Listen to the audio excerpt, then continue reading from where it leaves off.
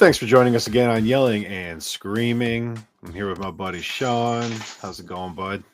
It is going well. We missed you guys last week.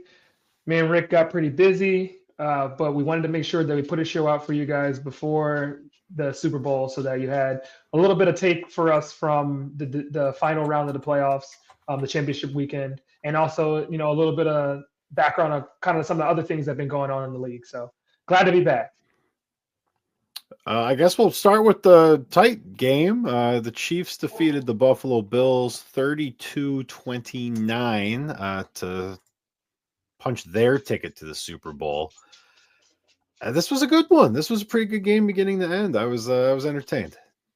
I thought it was a good game too. Obviously, there's a little bit of frustration with the Chiefs winning, and a lot of people want to call out individual plays as the reason why the Chiefs were able to get the win when they did. But you have to credit them for getting stops when they needed to, and you have to credit the offense. Realistically, we've seen a rotation in some positions for the Chiefs, a lot of injuries, and they were still able to just come out there and perform like they did every week. I just want to make one quick note that this is the first game all season the Chiefs scored 30 points. Even And they against the had to do Texans, it they on didn't score 30. two rushing touchdowns from Mahomes, which obviously you don't really want from a quarterback that's built like him, but got it done.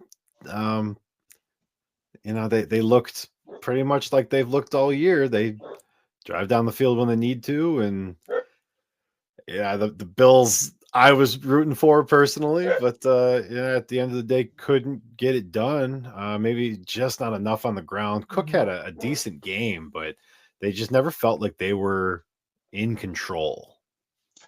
I thought that they actually played a really, really good game. They played to their strengths. Um, I thought the Bills were potentially going to pull it out, but one thing that you can never count out is the Chiefs' ability to manage game clock. Um, you know, Other teams, you can watch and you see them score really quickly. They get down the field, and the Chiefs just really take their time in getting down the field when they need to, and they get chunks when they need to, but they play pretty steady football. Mahomes didn't do anything crazy, but he made zero mistakes, no picks, no fumbles. He only got sacked two times, and really having a pretty 18 for 26 is a pretty accurate game, I would say. Didn't have they didn't have the most outstanding passing game, but if you look, he was able to hit, I think, eight different receivers, during this game. So he kept the ball spread out, allowed his team to really make the defense work, and I think he did a really good job overall in this game, to definitely get his team back to their third straight Super Bowl. And I'm not gonna say it's an easy road because it is still a Super Bowl against what is now the second best team in the league. But the Eagles laid a smackdown on the Commanders. We really saw Jaden Daniels be a rookie for maybe the first time this year. He was very inaccurate, just wasn't finding his spots. The whole rest of the team came unraveled. It seems that every single piece of the Commanders team kind of went away at once. Zach Ertz did his thing, didn't score, but I mean, when 11 of your 29 completions and 100 of your 250 yards are to a tight end that's my age, you're not going to do a whole lot there. But I mean, truly, it's the other side of the ball. 7 rushing touchdowns for the Eagles, 3 apiece for Saquon and Hurts. I thought the Eagles were going to win this game, but this was an ass beating. I agree that it was an ass beating, but I have a little bit of a different view, a different take on my guy Jaden Daniels. I honestly don't think he played poorly. I think when you get behind, you start forcing things to happen a little more. And I would not have given him the freshman pedigree, or say that he really kind of reverted back. I think for me, it was really just the Eagles showing that they had a much more experienced team, not only in overall experience at the quarterback position, experience at the running back position, but also just the way they controlled the game early. The Commanders are a very, very young team, We all know that Jaden Daniels not necessarily having the experience, but it's not just him. I mean, they're running backs. Their running backs and Eckler and Robinson all put up 51 yards rushing, and Jaden Daniels was their leading rusher.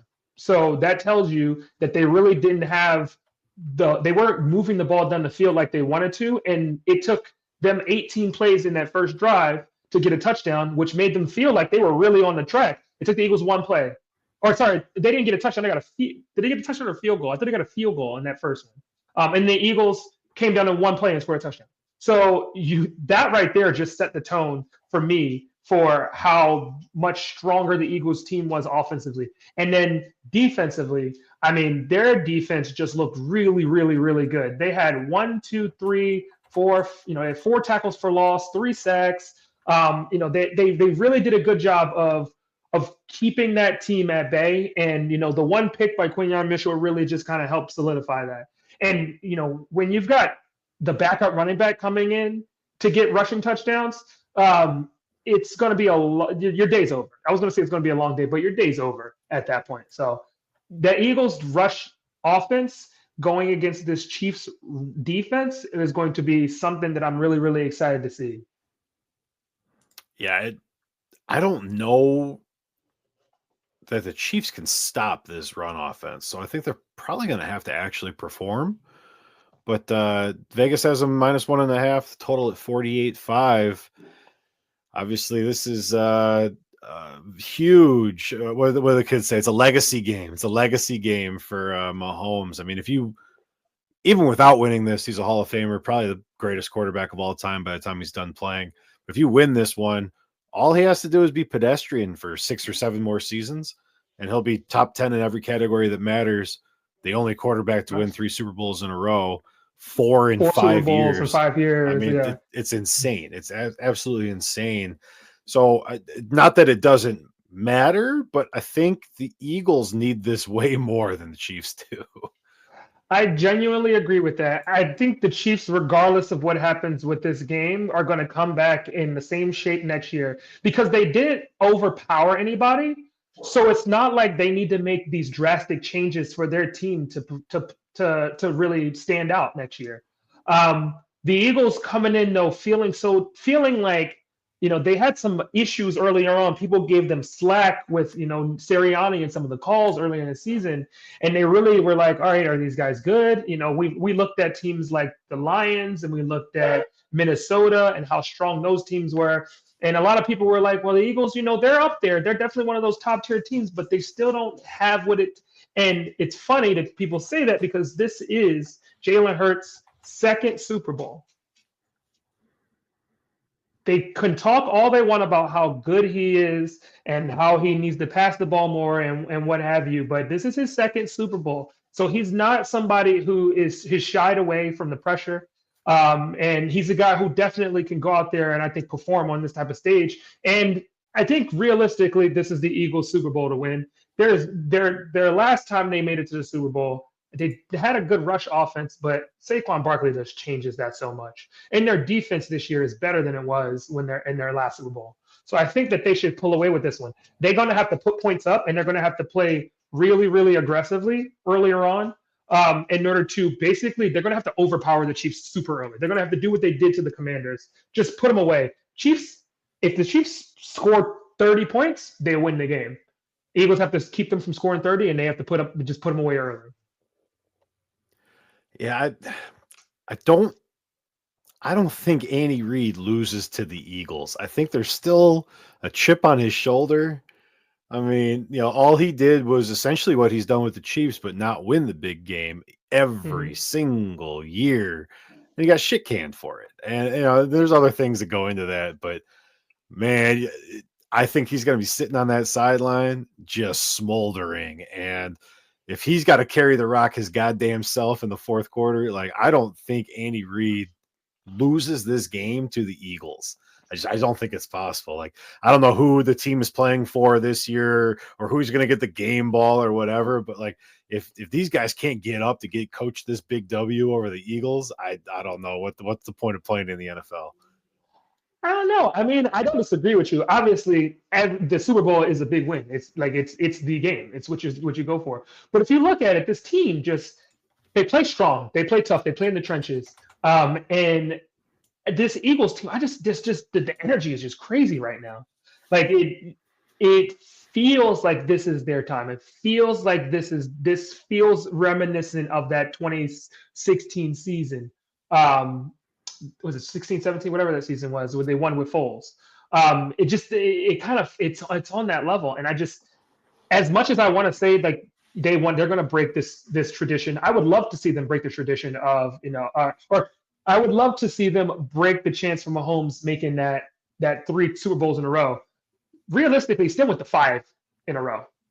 5 in a row and winning 3, nothing to scoff at. His legacy is still very well cemented. But this is what Jalen Hurts needs to just silence any doubter ever. Period. People doubted him when he was in Alabama. People doubted him when he was in Oklahoma. Come on now. They said he wasn't a quarterback. Then he goes to another school and does just as well. Then he gets drafted to the Eagles. He's really a quarterback. It was the Alabama thing. Nobody doubted him at Alabama. Yeah, they did. Did they bench him for Tua? Well, he was playing like shit. Sounds like doubt to me.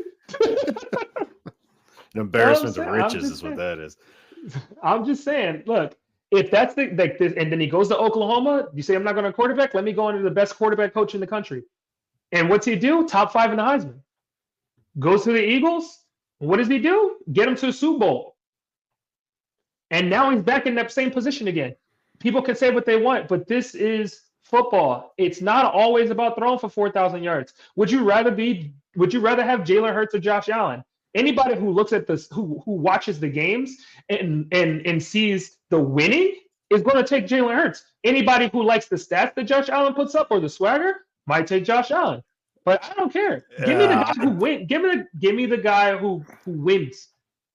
Give me the guy who wins. Point blank. Period. Josh Allen got how many AFC championships? 0. Okay, but wins. You're talking wins. Yeah. Josh Allen, he has to have more wins than Hurts.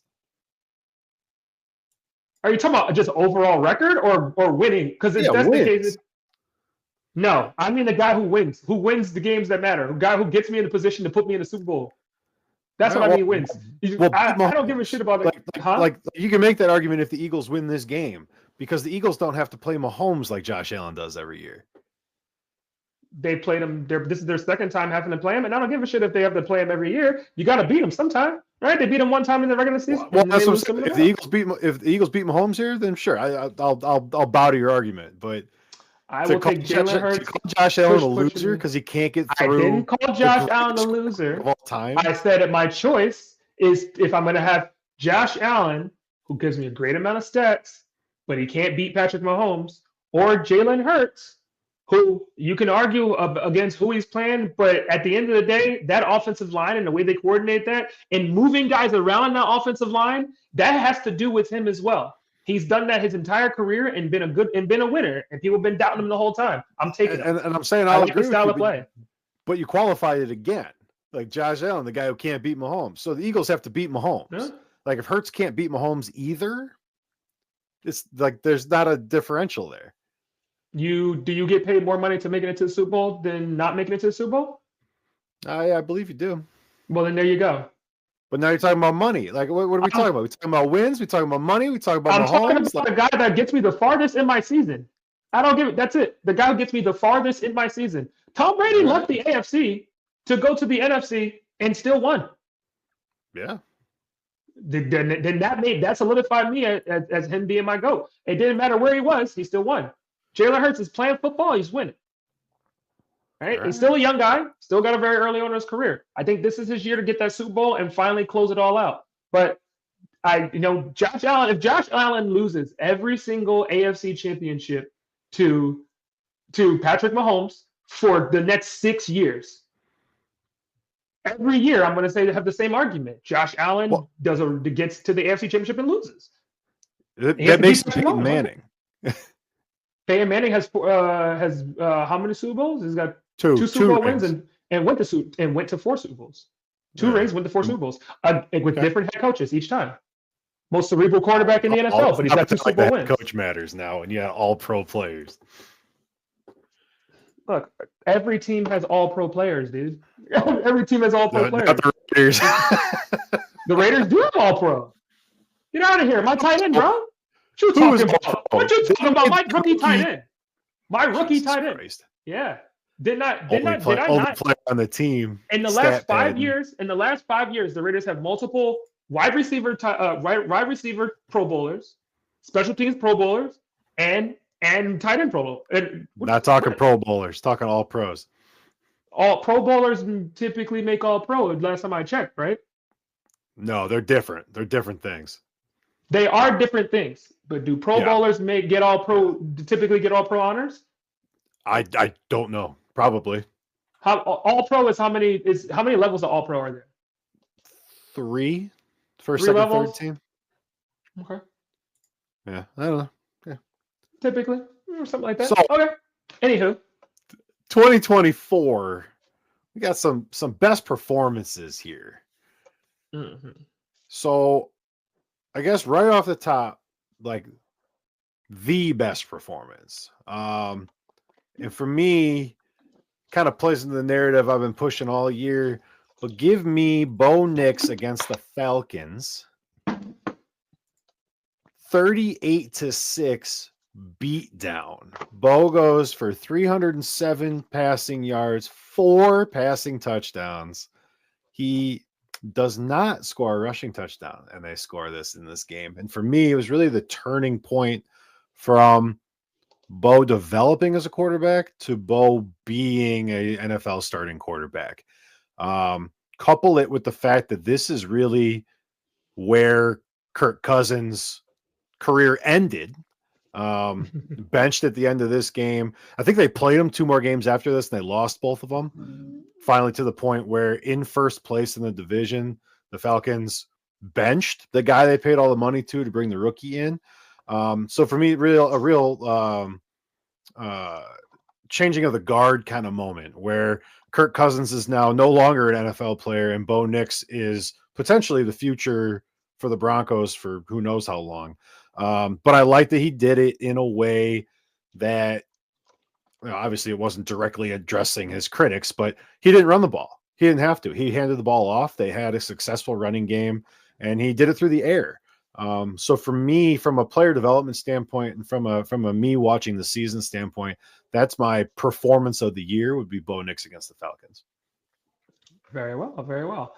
I'm going to have to go with NFL Week 16, Jaden Daniels versus the Eagles. 5 touchdowns and 2 picks. That was the game where the Commanders scored 22 points in the 4th quarter. And that right there told me that it showed me how Jaden Daniels can stay composed and really just kind of understands a little bit more of the game than a lot of the other young quarterbacks might.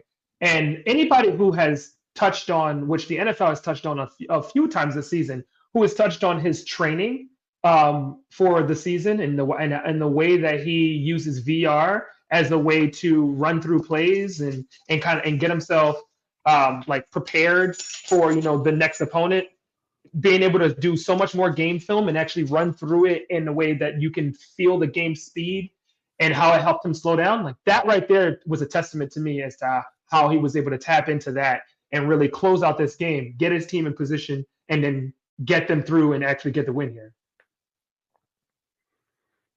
Best catch of the year, Sean. What do you have for best catch? I was a little split on this. It is so tough. I think I'm going to have to, I actually had one from Jaden Daniels, the Hail Mary that he threw in, the 12-second scramble in week 8. But realistically, it has to go to Jets versus Texans. Garrett Wilson, one-handed catch in the back of the end zone.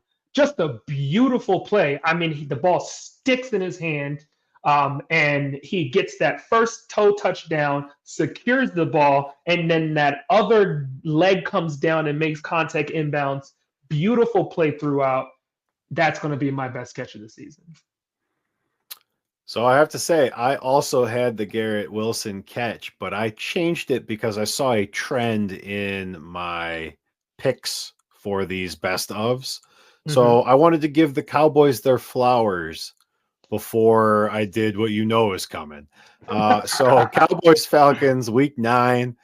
Cowboys are down, but they're driving, and Dak's still playing. Rico Dottle finds himself open. Ball gets popped up in the air, and he's reaching all over, and he's making the acrobatic catch. He kind of bounces it to himself, and he catches it flat on his back in the end zone. And I think then they gave up like 30 unanswered points after that, lost that game. But it was beautiful. Great job finding the ball and sticking with it and coming down with that catch. Good job, Rico Dottle. Absolutely. Yeah, I had high hopes for Rico Dottle this season. Um, any injuries are always issues for a team, and I think that he's probably a little bit better running back than maybe we were able to see from him this season, given the whole totality of that team. Might be end up in a situation similar to what happened with Tony Pollard with their previous backup, where he ends up just going somewhere else and having a significantly better season. So. What we got next? Best run. You want first, or should I just knock out the big one first? Go ahead, do your thing. Eagles Jaguars, week 9. The play that was so monstrous that the engineers at Madden had to figure out how to create it in their system, in their model. They had to put engineers on it. The Saquon reverse hurdle is got to be like play of the year. I haven't seen any like NFL Network countdowns yet, but like that broke the internet. It broke TV.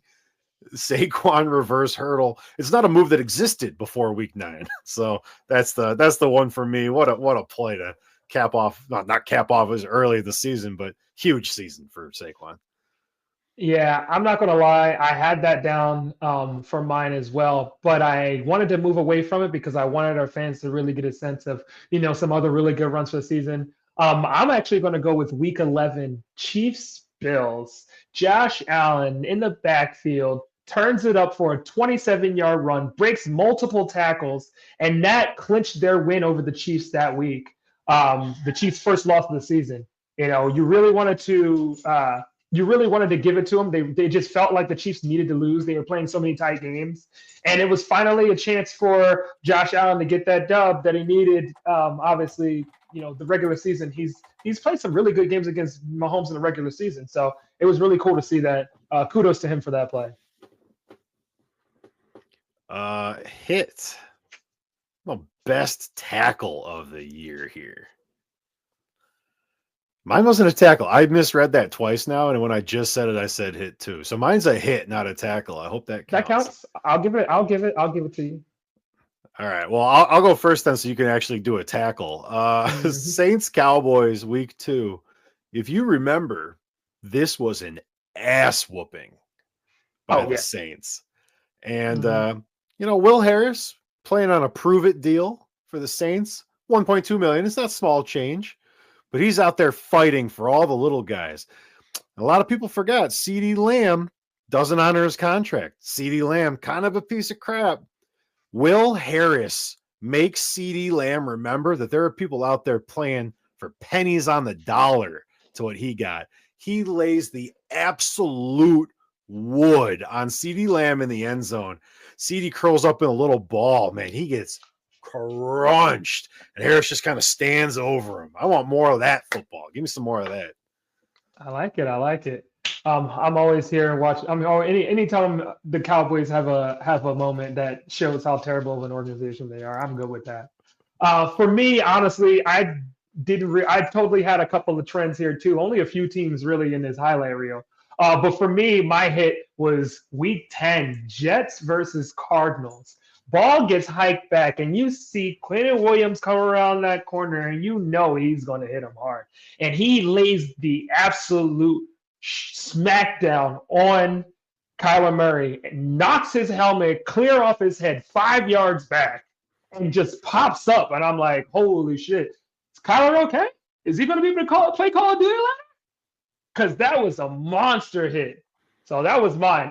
You get the sack. Thankfully, Kyler held onto the ball, but that was scary. Best interception of the year. I'm going to take you back to the Cowboys. Lions Cowboys week 6. Believe it or not, this was an ass whooping of the Cowboys. Dak turns in one of the worst games I've seen from him, which is saying something. Rolls out, underthrows a ball. Brian Branch turns into the wide receiver and lays out. Absolutely lays out. It's a picture perfect wide receiver catch, except he's the DB. Best part of this is that was just his best interception of the season, of the year, of the game. He picked off Dak a second time in this one too. Well, that's Dakota Prescott for you. Just being himself. Just being that overpaid, awful quarterback that I know and love. For me, it had to go to week 17, Ravens versus Browns. Big man, Michael Pierce. Ball comes over the middle of the field, picks that thing off, takes it to the house. Anytime I see a big man touchdown, it always makes me giggle. I was never a big person, very small frame. And watching somebody who weighs 300 pounds chucking it down the field like he's a wide receiver, guy who doesn't get the first interception of his career, guy who normally doesn't get to touch the ball, seeing him, the smile on his face, it brought joy to my eyes. So that's going to be my pick of the year. And I love when they score because they got to hustle their ass over to the sideline and get started on the oxygen because you got to get back on defense now. He's got to he's got to get back on the field. It had to be like the early 2000s. For some reason, I'm picturing Ed McCaffrey Broncos team. So it would have been somebody on that defense. But he's got the bottle of oxygen and the mask as he's like running onto the field and he hands it off. He hands it off to one of the guys coming off from kickoff. It's like he needed every second of oxygen he could get. Best return. Best kick return of the year. You didn't have to be a kick return. Any return. So if it was a punt return, could have been an interception return. But my choice was, you guessed it, Cowboys v. Commanders. This time, though, I'm going to give the Cowboys their flowers. Turpin muffs the kickoff. Sorry. Ball goes back. He starts running up the middle, stops on a dime, spin move, gone. Dart straight up the middle through the defense. I mean, it was a beautiful return. Honestly, it's something that is reminiscent for me of Deshaun Jackson, Mad Dodge. Do not kick the ball to that man. And they're like, okay, ball gets muffed. And he's like, I don't care. I'm going to take that to the house. So that was my return of the year. I got one that I think had a negative impact on the season as a whole. This is week 1. Bills have the Cardinals beat. Game is over. No one thought the Cardinals were going to beat the Bills. They, using the new kickoff rule, they decide to drop one in the landing zone. DJ Dallas, 96 yards to pay dirt. They go for 2 and get it. Cardinals almost come back and win this game. I'm not sure I saw the Bills not kick it out the back of the end zone for like the next 7 weeks. And all the other teams in the league are like, maybe we should not, let these kick returners touch the ball when we really don't have to. But DJ Dallas, 96 to the house, week 1, kicked off the fantasy season. I remember looking at my phone. I'm in the Spokane airport. I'm like, the fuck just happened? Because all of a sudden DJ Dallas, who has no touches, has 15 fantasy points. I'm like, I love that. Well, there are a couple plays that we didn't necessarily have a best of, but I just wanted to touch on because there were such cool plays, things that you don't normally see. One of them was that Cam Dickerson, Broncos Chargers week 15, 57-yard free kick field goal. Now that's a rule that most people have never heard of or never even seen. But as time expires, if I'm not mistaken, if a penalty is awarded and accepted, the team can opt to take an extra play, which they chose, and get a free kick, an unchallenged kick. and that kick was for a field goal because the penalty was a 15-yard penalty, if I'm not mistaken. So it got them up to the opponent's side of the field and gave them the opportunity, and Dickerson drills it. 57-yard free kick field goal. I think my favorite part was Harbaugh and Dickerson, like two 5-year-olds that are getting into all kinds of trouble, and they're both got this stupid look on their face. And they're running toward each other. They must have talked about it at some point, because Harbaugh is a weird guy like that, and kickers are all weird. So they must have had a conversation about it, like, oh my God, it happened. They're like running at each other, and then Harbaugh's like, get out on the field. Go now. It was like the first time it had happened in like 35 years 35 or something. years, So. yeah. Honestly, I'm really glad, because then our children's children will have another 35 years before it happens again. Oh, man. The second one has to be one of the coolest plays that you'll really ever see. It's Josh Allen getting a passing and receiving touchdown on the exact same play. So, and it's not an instance where the ball was batted back or anything like that. He throws the ball to a receiver in the grasp of a defender, sees Allen behind him, pitches it back, and Allen takes the ball, rushes off to the side, and sneaks it into the corner of the end zone for a touchdown. One of the cooler things that you'll see, definitely some backyard football, resets football, flag football type of stuff. Something that you look at like the end of a game play or something like that. Something that every coach will be like, how dare you? What is wrong with you? Secure that ball. But it worked out in their favor. All right. I didn't have any other ones. You hit all the cool ones. So I will say we are filming this on January 30th, and Sean had populated a cool idea for a segment, and friggin' Rich Eisman 3 hours ago dropped his what if. So by the time you see our video, you're gonna see his bullshit. But Sean's got a good one. I've got one I wanted to talk about, and then there's one that Eisen did have that I still thought was worth touching on. So I'll give you that one first.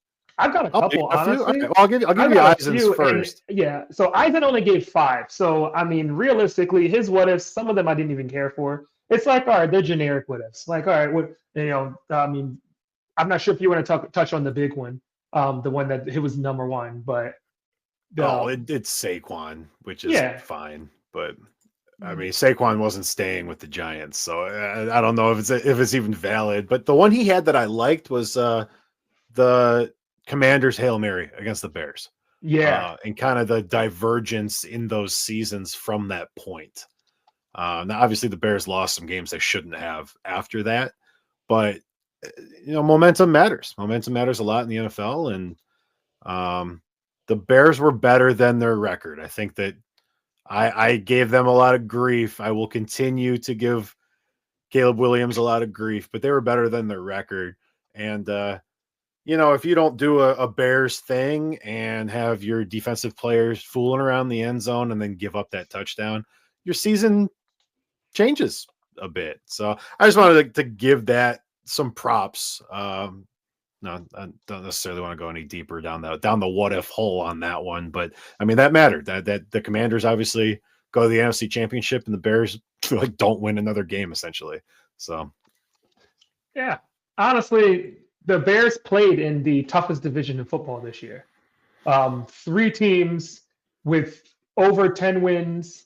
2 of them literally facing each other in the last game of the season for the best record in the entire NFC, and the Packers not far behind. They were not in a division where they would have had to do a lot in order to have a better record. So I will give them credit for not having a terrible season. I think that they actually have a lot of promise, and they do have some changes they need to make. But I think they definitely certainly have some pieces in place to be able to have a much stronger season next year.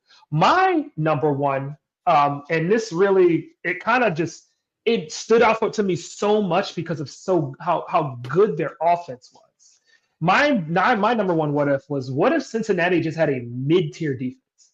Like not even top 10 defense. I'm talking giving up 27 points a game. What if they only gave up 27 points a game? Which, by the way, would make them a bad defensive team still by most instances. But if they only give up 27 points a game, Cincinnati would have been a playoff team. they would have, yeah, they would have been probably what you felt like probably would have been up there where you felt like the Bills or like the Ravens were in the AFC because their ability to score was so incredible. They were up there offensively with the Lions for most of the season. You were look at how many times they scored over 35 points. They were up there. The problem is that they scored 35, they give up 38. They scored 38, they give up 42. So they couldn't win those games where they put up so many offensive points. So that would be me. Honestly, if the Lions and the Cincinnati flipped defenses, if the Lions and the Bengals, if the Lions and the Tigers switched, if they flipped defenses, you wouldn't have really been able to. It would have been the exact same thing on opposite sides for me. Yeah, it's probably one of the all-time like lost seasons. We've talked. I'm sure he's going to win comeback player of the year, but kind of all for naught. I mean, 5,000 passing yards and was the best quarterback statistically in the entire league, and for what? I mean, they weren't even the second best team in their division. So it's just, lost season for me. And you don't know how many of those you have, and sure, a lot of why he was throwing so goddamn much is because their defense gave up so many points. But I mean, he still did it. He's still capable of doing it. The offense, for the most part, was not stopped all year. I mean, they dictated pace and they couldn't score 60 points a game to overcome what their defense was doing. So, and they did half of that with their backup running back, second and third string running back too. So my big what if is what if the Saints had stayed healthy? Whoop Carolina start the year. Fine. That's what you're supposed to do. You beat bad teams. Whoop Dallas week 2. Beat bad teams. Hold the NFC Championship Philadelphia Eagles to 15 points. Only score 12. No injuries in that game. That's a showdown. Then your injuries set in. Lose to the Falcons, playoff team, essentially. I know that they didn't sneak in at the end there. But it's also a divisional team too. So lose to the Chiefs, lose to the Bucks, lose to the Broncos, lose to the Chargers. Injuries pile. Drop that game to the Panthers, and they kind of just jettison the season at that point. That was it. Yep. Spencer Rattler coming in. Come down the end, and the offense just stops working. But through that stretch, they were holding most of these playoff teams to mid-20s. The Bucks whoop their ass. But if the Saints stay healthy on both sides of the ball and they're not replacing their best 2 wide receivers and Kamara and 3 corners and a safety and the left side of the linebacker core, and quite frankly, at quarterback, as soon as Carr goes down, Rattler and Horner, who are not NFL quarterbacks. So for me, it's like we saw how explosive that offense could be, albeit against bad teams. But how that would have translated, right, through the rest of this schedule? Because a lot of these playoff teams were giving up big points to other people. Like scoring 8 on the Chargers is like the perfect example. Like you and me could get 9 friends together and score 8 on the Chargers. It's like, so that's the big what if for me is, especially in what is probably the weakest division in football, what could the Saints have done just healthy? Just healthy. They don't even need new players, just healthy. Like games where your leading receiver isn't Taysom Hill with 37 receiving yards. Yeah, no, that makes sense. Totally get that. That's tough too, because their offensive identity had revolved around Thomas or revolved around Kamara for the majority of the last couple of years. And, what do you do now? Well, it's like you get to the point where like they signed Marquez Valdes-Scantling off the street and made him look like an all-pro receiver some weeks. Like, dude had like a 200-yard game, and it's like, what? It's just scheme. Like they're scheming to get him open. Like Valdes-Scantling sucks. It's like, how does he have like 2 80-yard touchdowns in one game? To be fair, though, if we're going to go on that, remember Jawan Jennings, 155 yards and 3 touchdowns? That's what happens when there's no one else to catch the ball, and you catch the ball. You make shit happen. You're all pro tight end with the Raiders. Yeah, I mean, hey, I can't argue with you. The man did it. He showed all pro tight end, put up the best tight end rookie season in NFL history. I'm not Yeah. mistaken. I mean, he looked damn good. All you can do is catch 98% of the passes that are thrown your way, which is what he did. I mean, good props for the man. If you catch 60% of them, you're doing good enough. Shit, I'll take that. But no, he did a great job. But I would say we talked about a lot of what ifs where teams got better. I want to give you a what if that was the exact opposite. What if JJ McCarthy does not get injured? Right? Rookie quarterback. I mean, say what you want about Darnold, but the man was already in the NFL. He was a little bit of a journeyman, but he was already in the NFL. He had experience. He definitely had some veteran. You want to call it veteran leadership, if you will. Go for it. But does JJ McCarthy have the same reception? Does he get that offense rolling the same way? I mean, their defense did a really good job. I don't know. That's one for me. And then what happens if JJ McCarthy stays healthy and Darnold's just sitting back there? Are they looking to ship him off somewhere else? Like now they're trying to figure out what to do next year, because you're not going to hold on to a guy who just went 16 or 15 and 3 or 15 and 2? No, he went 14 and 3. 14 and 3. You're really not going to hold on to that guy? Like well, and the Vikings were supposed to suck. Their win total from Vegas coming into the year was 6.5. Like they have no pieces. Double. Like you doubled Jefferson, and there's no other players on the team. Like they were supposed to be awful, and the defense stepped up, and the offense was working, and like they were a top 5 NFL team for the entire year, pretty much. I mean, they were really good. It was so that was one that I always thought about. I was like, we always talk about like, oh, what if, and that would have made them so much better. But I'm like, what if it didn't? What if? Here's one for you too, and Eisen did touch on it. But what if the Cowboys do end up picking up, or anybody else picks up Derrick Henry, and he doesn't go to the Ravens? Does Lamar have the same type of season that he had? Because say Lamar Jackson had an MVP caliber season this year. I think, in my opinion, Lamar Jackson's the MVP. His numbers are just ridiculous. What he was doing on the field is crazy. And at the same time, Derrick Henry back there, also literally the first rusher to rush for over 1,900 yards and not win the rushing title. First rusher to rush for over 1,900 yards and not win the rushing title. I mean, and he's 31. Mm-hmm.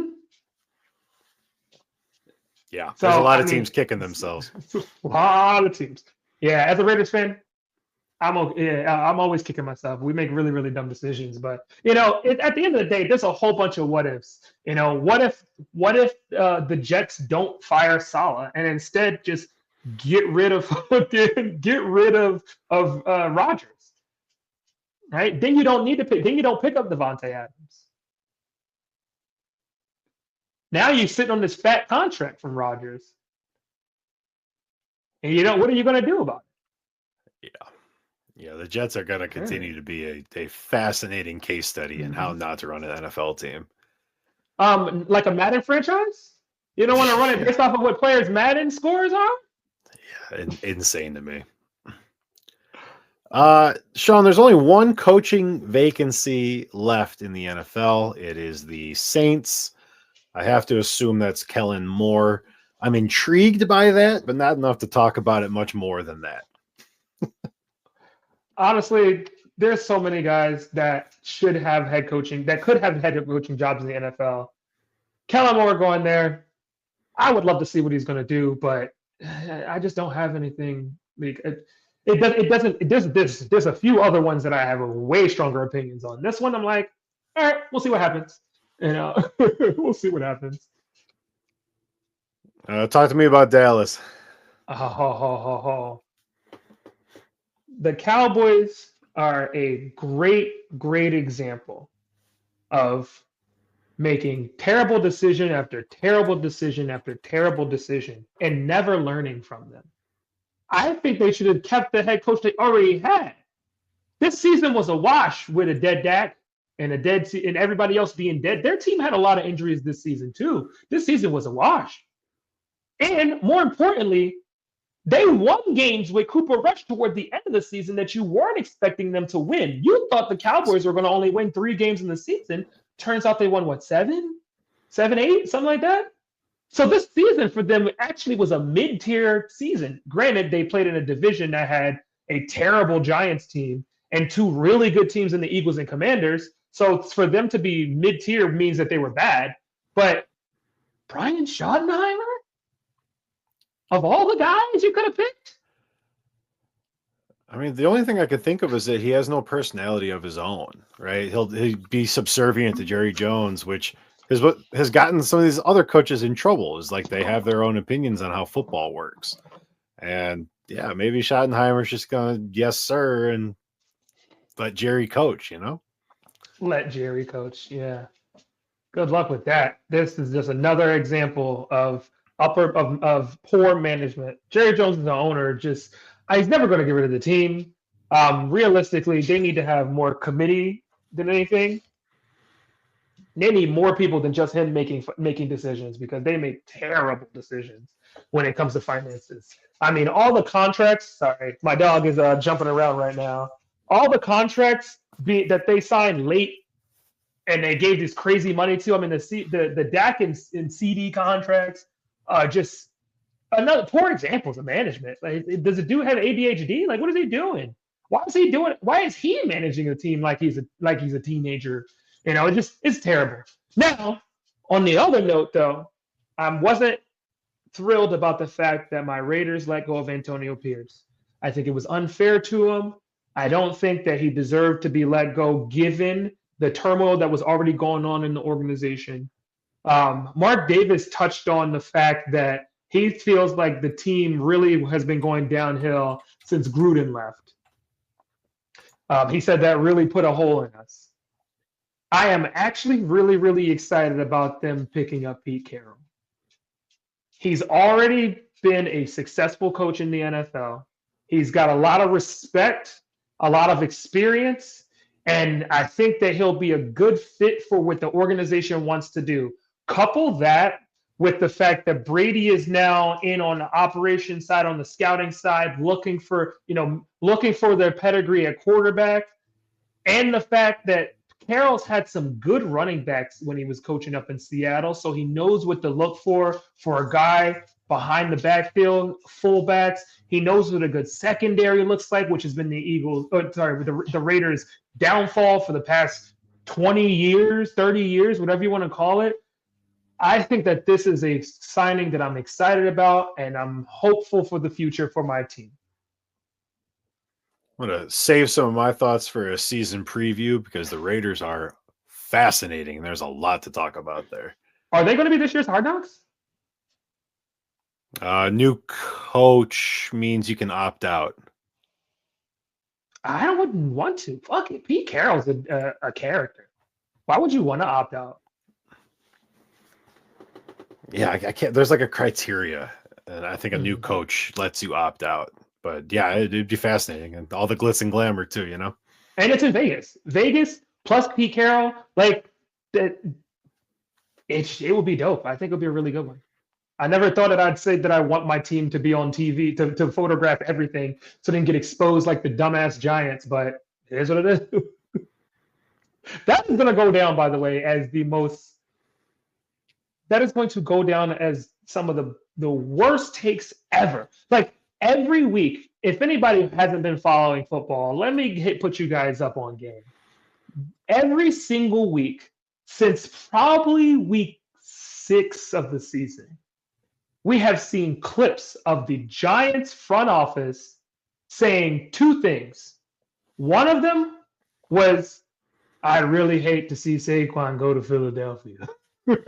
He's our most popular guy, and if he goes, I think that really hurt. And I think later on in the season, when we really start to see what the Commanders were about, there was who do you guys want me to get? Jaden Daniels. Should have listened to the kid. And you look at how crazy it is that both of those guys ended up in their division torching them. Yeah. It couldn't have played out any worse for the Giants. Their only redeeming quality is that they did pick up a good wide receiver, Malik Neighbors. And I think that they have learned their lesson, hopefully, on QBs. And they will. No, they're going to draft Shadur Sanders. And Shadur Sanders to Malik Neighbors. Okay, first of all, think about the NFC East, by the way. That's going to be the first division with all black quarterbacks if they drafted Shadur Sanders or Cam Ward. The first division in NFL history with all black quarterbacks. There's going to be so many rushing. It's so much rushing happening by the quarterbacks in that division. Yeah, running for his life. If it's Sanders with the life. Giants, they need an offensive line. They should not take a quarterback the first 3 rounds. Fair enough. They could hey, what happened? What about Darnold or McCarthy? What do you do about Kirk Cousins? He's is he done? Or is he going to go somewhere else and just big contract? You get paid. I mean, fuck it. Like they're dumb enough to make a decision like that. I have been super critical of the Bears, so I'm going to stay true to form, and I am going to give them a compliment sandwich. Usually that's where you compliment someone, talk shit about them, and then compliment them. I'm going to talk shit, compliment, and then talk more shit.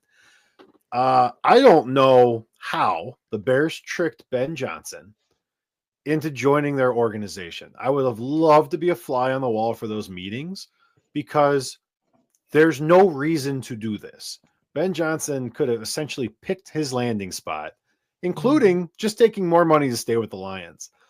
Somehow the Bears front office tricked arguably the number 1 or number 2 head coach prospect in each of the last 3 seasons to come and take over the shitty Bears. Having said that, if anyone can unfuck this team, it is Ben Johnson. He's young enough, but also accomplished enough to get the young kids and the vets in line. His scheme will work.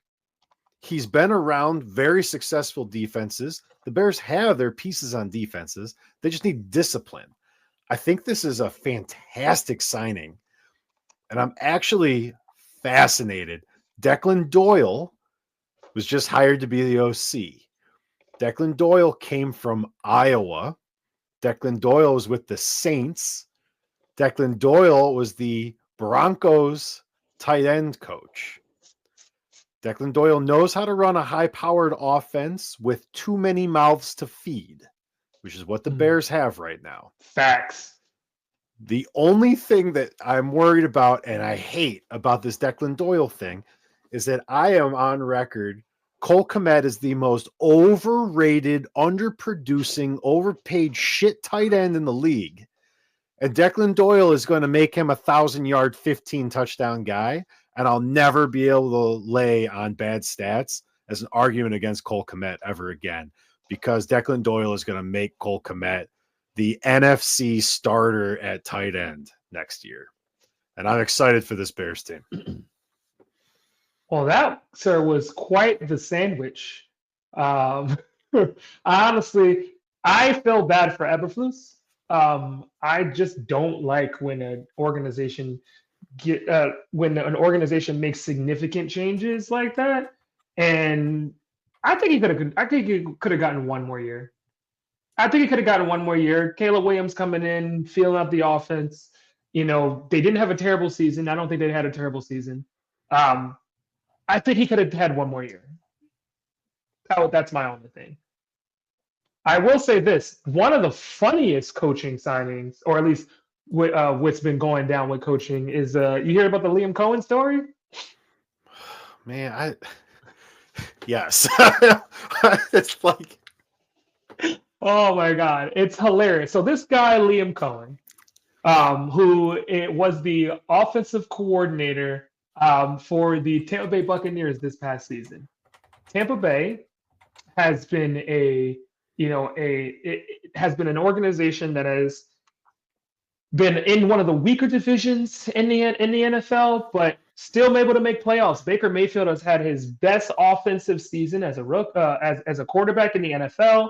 And Mike Evans, got his incentive for the season. If anyone knew, Liam Cohen is the OC for that. Was the OC for that team.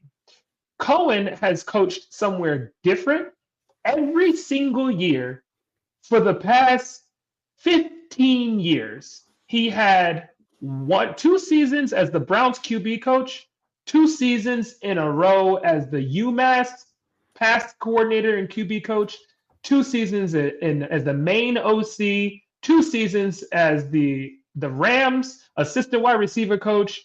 Then he was an assistant QB coach and then went to Kentucky. He just bounced back and forth between the NFL and college. Basically, he has my favorite kind of resume for a journeyman. He's a guy who just kind of jumped places. And now he's the head coach of the Jacksonville Jaguars. But the funny part about the story is that he was supposed to re-sign as the OC in Tampa Bay. He goes down to Jacksonville. Tampa Bay's contacting him all day long. They cannot hear back. They don't hear back from him at all. He just goes radio silent. Meanwhile, he's over there with Shad Khan cutting the deal. And it's just crazy to me that that's something that we still see in the NFL.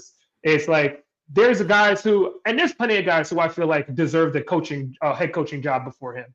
But this guy really just bounced around like every year. It's like he feels like that employee that like puts a lot of work in when the performance review is ready, like right before that happens, and then just kind of gets to fall off. And then when the performance review is up, he's ready to put that work again. Then he gets to leave. Why? Because you gave him a good review. Every year, just jumping. Right here, I'm putting in his weird ass Duval chant that he did too. The Jags fans were all over his ass for being a weirdo. But weird. I don't know if you remember this, Sean. I know you're not a huge college football guy. Liam Cohen is who put Victor Cruz in the NFL. Victor Cruz had an NFL career because Liam Cohen exists. He was his quarterback at UMass. And he put numbers up for a UMass quarterback. But they all went to Victor Cruz. Like Victor Cruz was in the NFL because of this. Hey, honestly though, hey, I can't knock you because Victor Cruz was dope as fuck in the NFL for his short career. He was dope as hell. I still remember that the touchdown flips. That was him. No one will ever. There's a few guys in the NFL that will always be known for one specific thing, and Victor Cruz was the touchdown flips. That was the guy. Hey, that's yelling and screaming, guys. We'll probably figure out some kind of off-season cadence. There's obviously lots to talk about. Super Bowl is coming up here. The game, believe it or not, will be on Chainlink, our free sports picks app, chainlink.st. Check that out. The link will also be in the description of this video. If you like Super Bowl squares or props, I might drop those links down there as well. And then there's all kinds of other shows going on the channel. So like, subscribe, hit the notify button, and you never know. You never know what might pop up. We got all kinds of weird interest shows and different people doing different stuff. So that's right. Club 602. Club 602. We'll get yelling and screaming back on the air at some point. Hey, don't forget, man. We got the Wine Club, 602 Wine Club coming up. We got Bachelor, Rose League. I mean, get plugged in. Get plugged into the environment. It's a great environment. I've met a lot of cool people in it. A lot of different activities going on. IRL social activities going on, Club 602. You've got online activities going on with Chainlink and all the different leagues that we do. We've got fantasy football leagues. Great social platform, great social group, great organization, great people, and just great activities. So plug yourself into the atmosphere, plug yourself into to Club 602. And I'll look forward to seeing you guys more in 2025.